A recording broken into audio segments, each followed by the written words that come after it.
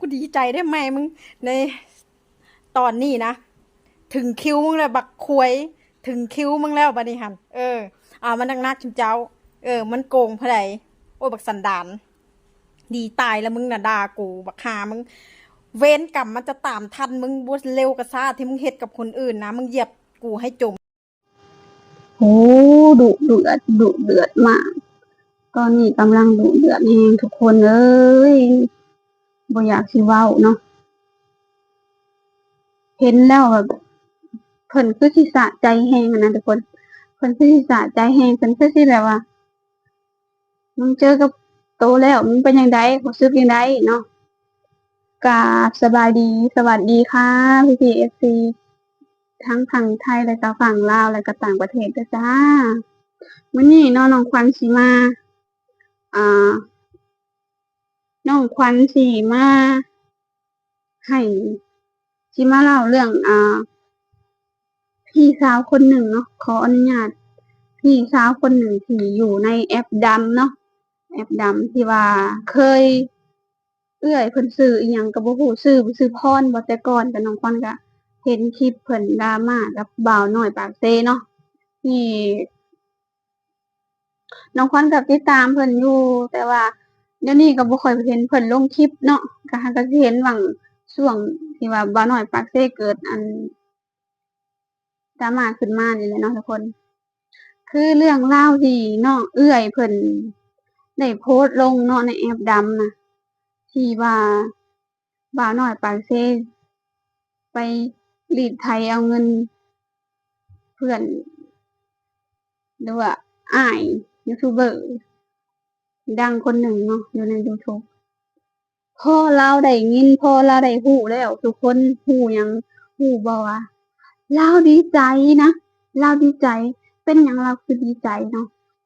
สาเหตุเพราะว่าแต่ก่อนน่ะเราเคยบ่าวน้อยปากเซน่ะขออนุญาตชื่อเด้อบ่าวน้อยปากเซน่ะเราไปเว้าให้เอื้อยคนนั้นเนาะ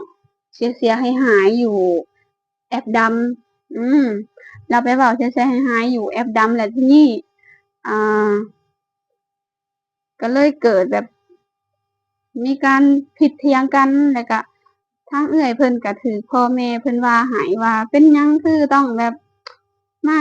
เว้ามาอันหยังดูถูกประเทศไทยอิหยังนั่นนี่หั้นนะทุกคนเอื้อยเพิ่นก็บ่ได้เว้าเพิ่นว่าเพิ่นแค่เว้าว่าบางบางบางอันบางขั้นบางตอนอ้ายเพิ่นก็สิตัดออกหั้นนะอืมและเอื้อยเพิ่นก็แค้นเนาะแค้นแล้วมันเพิ่นก็เลยสาปแช่งบ่าวน้อยว่าน้องขวัญเห็นแล้วแบบโอ้ยเราคือสิรอโอกาสนี้มาดนแล้วเนาะทุกคนคือสิรอโอกาสนี้มาดนแล้วจังมาอัดคลิปแล้วก็มาลงแอปดำเนาะคือเห็นคลิปเพิ่นแล้วเต้นดีใจเนาะเดี๋ยวน้องขวัญสิเอาขึ้นให้เบิ่งเดี๋ยวน้องขวัญสิเอาขึ้นให้เบิ่งเด้อจ้าว่าคลิปนั้นน่ะแม่นคนเดียวกันบ่น้องขวัญน่ะก็เห็นมาสักพักหนึ่งแล้วเนาะ กูดีใจได้ไหมมึงในตอนนี้นะถึงคิวมึงแล้วบักควย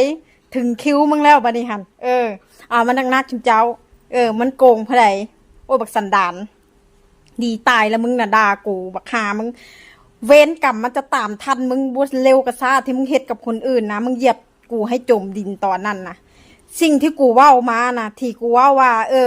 อันกับข้าวบ่แซ่บอย่างฉันกูบ่ได้ดูถูกกับข้าวบ้านเขาแต่มึงหัดไปเว้าให้กูว่ากูดูถูกเงินเขาดูถูกจังฉันจังซี่กูบ่ได้มีความคิดจังฉันกูบ่ได้มีความคิดที่ต่ำซามคือมึงมื้อนี่เวรกรรมก็มาฮอดมึงโอ้ยฉันมันกูอยากล่ำแก้บนเด้ฮีแม่มึงเอ้ยฉันมันกูอยากล่ำอยากร้องแท้เด้บัดนี้เนาะฉันมันกูดีใจเด้เนาะบัดนี้โอ้ยกูมาเห็นข่าวจังซี่กูดีใจขนาดสู้เอ้ยกูดีใจอีหลีกูเฮ็ดงานหมดปีนี่กูบ่หยุดก็ได้กูดีใจขนาดเวรกรรมน่ะมันมันกลับคืนไปหามันเบิด โอเคเนาะทุกคนพอพี่เอฟซีได้เบิ่งได้ชมแล้วรู้สึกจังใดคอมเมนต์ใต้วิดีโอน้องขวัญได้เด้อจ้านี่แหละคนเฮาเนาะทุกคนคนเฮาที่คนที่เอ่อหยังเขาเอิ้นว่าหัวที่หลังดังกว่าน่ะ คำนี้บ่เกินจริงนะทุกคนเพราะว่าสิดังกว่า น้องควันก็บ่อยากอธิบายหลายเนาะก็คือแบบคือในคลิปวิดีโอที่น้องควันเอาลงให้เบิ่งนั่นแหละเนาะทุกคนคือแบบว่าโอ้เราคือสิสะใจแห้งนะที่เห็นว่าหน่อยปากเสเป็นแนวนี้ที่เห็นว่าหน่อยแบบว่าตกอัพแบบนี้แต่เราว่ามันยังบ่เจ็บซ้ำเราเจอมามันยังบ่เจ็บซ้ำที่คนไทยทั้งประเทศด่าเราที่ตอนว่าหน่อยเฮ็ดใส่เนาะอืม โอ้โหทุกคนนี่แหละทุกคนบาปบาปมันมีแท้บาปมันบ่มีเป็นตัวเป็นตนมาแต่มันเห็นให้เห็นเลยนะทุกคนบ่บ่มีในศาสนาแต่ในศาสตร์นี้ทุกคนน้องควันก็ขอเป็นกำลังแรงใจให้เด้ออย่าคือแบบพอได้เห็นแบบนี้แล้วก็คือแบบว่าก็เคยเห็นเคยแบบเราก่อนที่น้องควันจะเห็นบ่าวน้อยเนาะน้องควันก็เห็นย้อนคลิป ตัวนี่เลยเนาะทุกคนแต่ก่อนจนแบบว่า TikTok แบบขึ้นฟีดแห้งเนาะตอนนั้นขึ้นฟีดแห้งเลย โอเคเนาะทุกคนกะคลิปนี้กะสิประมาณนี้เนาะน้องควันก็ขอขอบคุณ PPFC เนาะที่เขามารับชมรับฟังคลิปวิดีโอน้องควันเนาะกะ